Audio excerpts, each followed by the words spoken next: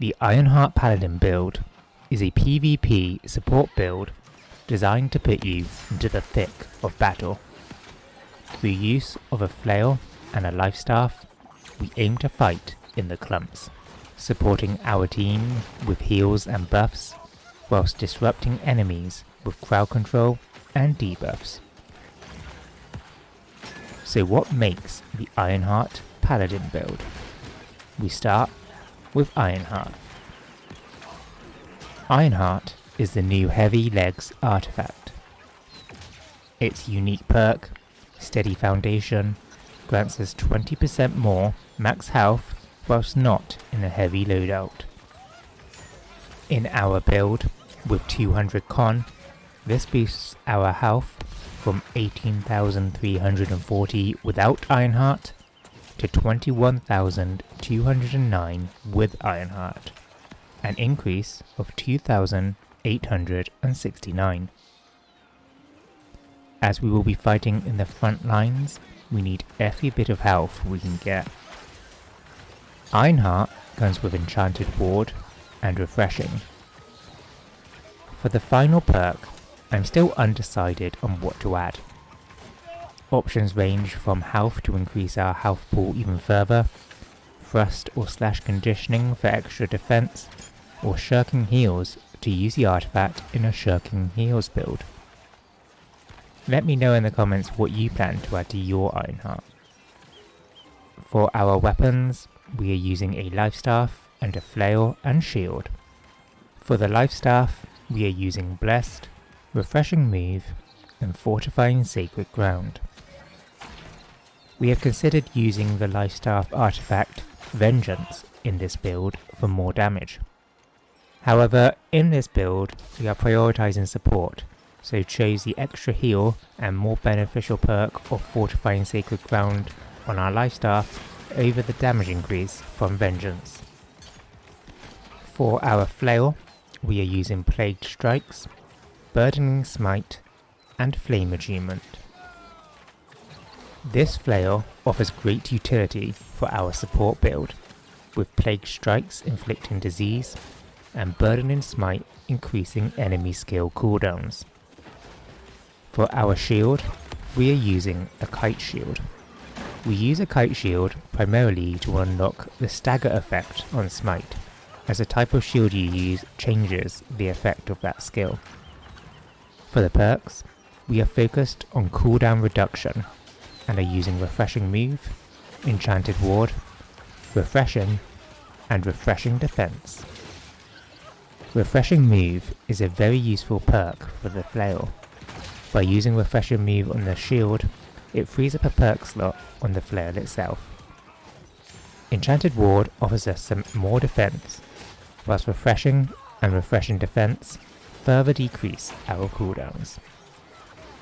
For our armor, we are in a medium equip load.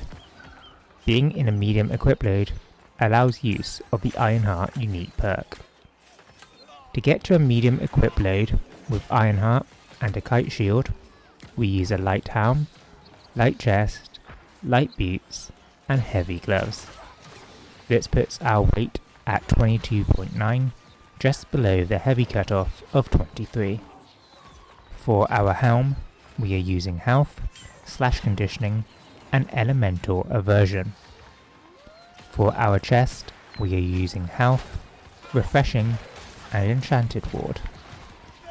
For our gloves, we are using freedom, shirking fortification, and mending protection.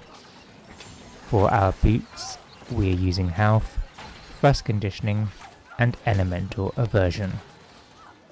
Including Ironheart and our Kite Shield, this puts us at 3 health, 3 enchanted ward, 3 refreshing, and 2 elemental aversion, with some one-off perks in there too. For our amulet, we are using health, thrust protection, and stamina recovery. For our ring, we are using hearty, sacred, and leeching. For our earring, we are using refreshing toast, regenerating, and purifying toast. For the attributes, we are using 55 strength, 350 focus, and 200 con. 350 focus provides us with good healing output, whilst avoiding the more severe diminishing returns of going past 350. 200 con provides a good health pool, especially when combined with Ironheart, and provides the threshold bonus of plus 10% to armor. 55 strength adds some damage to our flail, and provides the attribute threshold bonuses of plus 5% damage to light attacks, and plus 10% damage to heavy attacks. For our skills, on the life staff, we are using a full AoE setup of Sacred Ground, Orb of Protection, and Keen Beacon. For the majority of the fight, we want to be fighting with the flail. A full AoE setup allows us to use all the heal over time skills that will continue to heal whilst we are using the flail. Given that our aim is to be fighting in the clump, full AoE heals will also help to heal our entire front line at once. For our skills on the flail, we are using Arcane Smite, Arcane Vortex, and Trip. Arcane Smite provides damage over time, weaken, lifesteal, and thanks to the use of a kite shield, stagger. Through use of the Burdening Smite perk on our flail, this skill also increases the cooldown of enemy skills. This is currently the only way in the game to increase enemy cooldowns, and can be highly effective at shutting down enemies. Arcane Vortex provides damage, empower, roots, haste, heals allies, and importantly, cleanses crowd control effects and grants crowd control immunity to allies.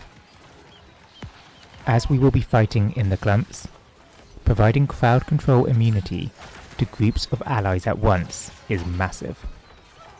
Trip provides damage, rend, and fortify. The final upgrade to Trip, Destabilize, adds a follow-up heavy attack. This heavy attack not only does a lot of damage, it is also classed as a heavy attack, so will trigger the Plague Strikes perk on our flail, inflicting disease, and the Cursed Flailment passive, inflicting damage over time and weaken. Key passives on our skill tree, Leader of the Pack and Better Together, provide a damage buff and healing to nearby allies. As we plan to be in the thick of the fight, these buffs should have a high uptime. Let's now take a look at some of the pros of the build. Excellent team support. This build provides AoE heals and buffs to our allies, whilst disrupting enemies with crowd control and debuffs. High survivability. Through use of Ironheart, medium armor, and healing, this build has high survivability, especially for a healing support role. Frontline and healing. A lot of APR games are quickly lost if your team has no healing or no front line. This build provides both. High scores in OPRs. We aim to be spending our time fighting on point in the forts whilst healing our team.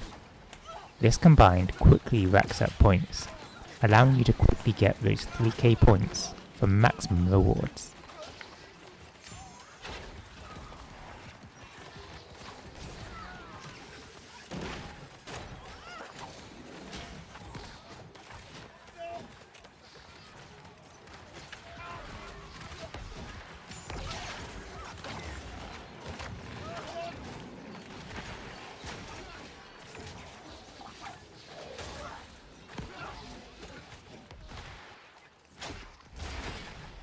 That's it for the video.